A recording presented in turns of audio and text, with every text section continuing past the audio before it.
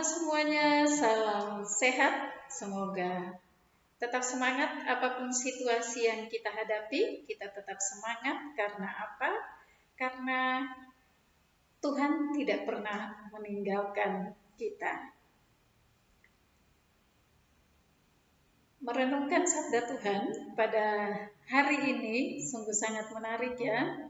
Dari Injil Markus bab 4 ayat 35 sampai dengan 40.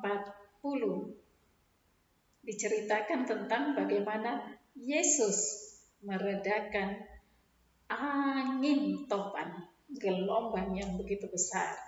Ya, ini sangat menarik sekali ketika masih kecil melihat gambar Yesus di perahu lalu berdiri, ombak dengan tangan diacung gini lalu diceritakan ombak menjadi tenang ketika Yesus mengatakan diam dan tenang. Dahsyat ya. Nah, apa yang menarik?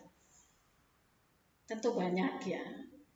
Namun dari permenungan saya itu selalu ada dua ya. Kali ini juga ada dua hal. Yang pertama, yang menarik bagi saya ketika Yesus mengajak para murid untuk bertolak ke seberang. Ya, hari sudah mulai gelap, lalu diajak untuk bertolak ke seberang. Namun, pada bacaan tersebut selanjutnya dikatakan demikian. Mereka meninggalkan orang banyak lalu bertolak dan membawa Yesus. Yesus mengajak mereka bertolak, tetapi berubah menjadi mereka membawa Yesus. Jadi bukan Yesus yang membawa mereka, tetapi mereka yang membawa Yesus. Jadi seakan-akan yang mereka jadi tokoh utamanya yang membawa Yesus, bukan Yesus. Padahalnya yang mengajak adalah Yesus. Jadi seperti mengambil peran. Ya ibaratnya kalau seorang anak lalu dia menggantikan peran sebagai bapak. Ya kacau ya kalau hanya sekedar sandiwara ya nggak masalah ya. Tetapi kalau sungguh-sungguh ya jelas kacau. Nah, sederhana sekali, sangat sederhana. Bahwa ketika kita tidak mengandalkan Tuhan, ya, mengandalkan kekuatan kita, bahkan kita yang membawa Tuhan, kita yang menjadi yang utama adalah diri kita, maka ya kacau. Dan ya permenungan saya ya gambarannya adalah badai, ombak, gelombang yang begitu besar ketika kita tidak mengandalkan Tuhan. Tuhan adalah nakoda, kapal kehidupan kita. Tuhan nakoda kita. Ketika Tuhan menjadi nakoda, maka ya bukan kita tidak melewati badai gelombang, pasti tetap melewati badai gelombang. Digambarkan bahwa Tuhan ada di perahu itu dan badai gelombang dihadapi. Tetapi kita akan mampu menghadapinya. Nah, bagaimana kita bisa mampu? Salah satu hal ya, tentu ada banyak hal yang bisa kita lakukan, tapi salah satunya adalah ketika kita mau mendengarkan Tuhan sebagai guru kita, seperti murid yang selalu mendengarkan, umumnya murid mendengarkan taat dan taat pada guru ya. Nah, ketika kita mendengarkan dan taat pada guru, maka selamat hidup kita. Ya, caranya gimana? Tadi saya katakan salah satu yaitu kita kontemplasi, mendengarkan Tuhan, bukan berdoa, berbicara, saya saja yang berbicara dengan Tuhan, sayanya yang berbicara, tetapi juga mendengarkan Tuhan. Maka pasti kita akan diarahkan, kita akan diberi petunjuk, ya, entah melalui doa yang kita temukan atau ya lewat peristiwa hidup kita. kita akan menemukan kehendak Tuhan. Nah, itu yang pertama. Jadi, mengandalkan Tuhan. Jangan mengandalkan diri sendiri. Jangan kita yang membawa Tuhan, tetapi Tuhan yang membawa kita. Poin yang kedua. Nah, poin yang kedua ini saya ingat. Suatu waktu saya ada di kelas di lantai bawah, lalu terdengar ramai banget anak-anak di kelas yang ada di lantai atas.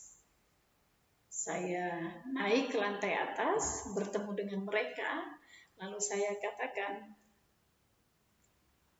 tidak bisa diam, tidak bisa tenang. Nah, ternyata setelah mengatakan begitu, langsung suasana tenang. Ya. Nah, ini juga kita temukan ya dalam bacaan hari ini. Kata-kata ini sangat menyentuh buat saya. Diam, tenanglah. Diam, tenanglah. Setelah Yesus mengatakan diam, tenanglah, lalu angin itu reda dan danau pun menjadi teduh sekali.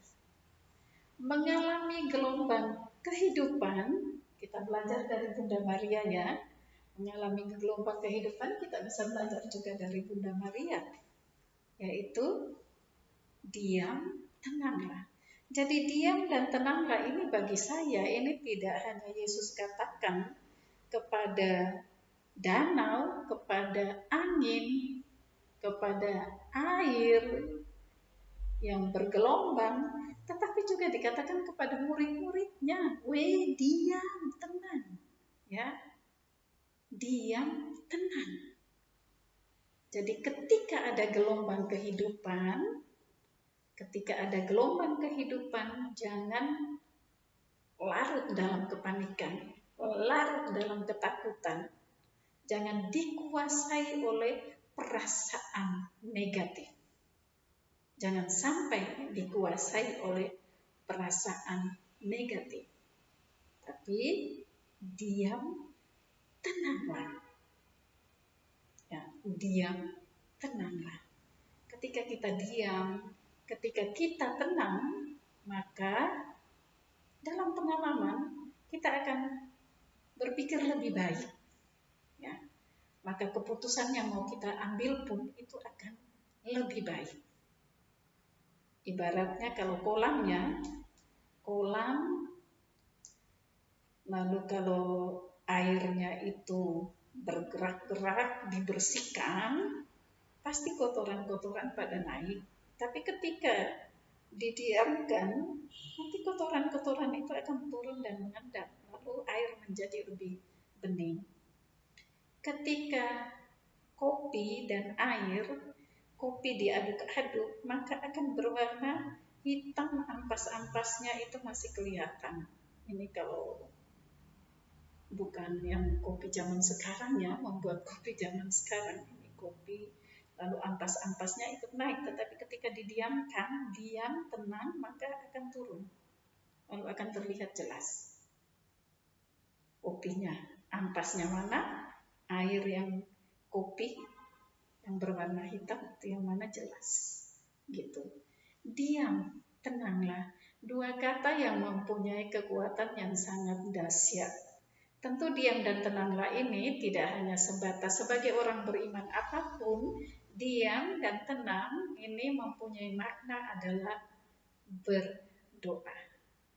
Diam, tenang, dan kita arahkan pada nakoda kehidupan kita, yaitu Tuhan. Ya, kita arahkan kepada nakoda kehidupan kita dalam diam, dalam tenang kita. Tidak hanya menyampaikan, tidak hanya berbicara tentang kesulitan yang saya alami, tetapi mendengarkan Dia sebagai nakoda kehidupan kita. Itulah yang dilakukan oleh Bunda kita Maria, Bunda Maria yang selalu diam dan menyimpan semuanya di dalam hati. Nah, demikian yang bisa saya bagikan refleksi saya dari Injil Markus bab 4 ayat 35 sampai 41. Biarkan Tuhan yang membawa kita, bukan saya yang membawa Tuhan. Yang kedua, diam dan tenanglah. Katakan itu selalu pada diri kita, kepada siapapun, kepada sesama kita. Diam dan tenanglah juga dalam arti kita masuk dalam keheningan, berjumpa dengan nakoda kehidupan kita. Terima kasih, salam sehat untuk kita semuanya. Jangan lupa memakai masker, ya. Jangan lupa juga selalu membawa sanitizer, cuci tangan, jaga jarak. Tuhan memberkati.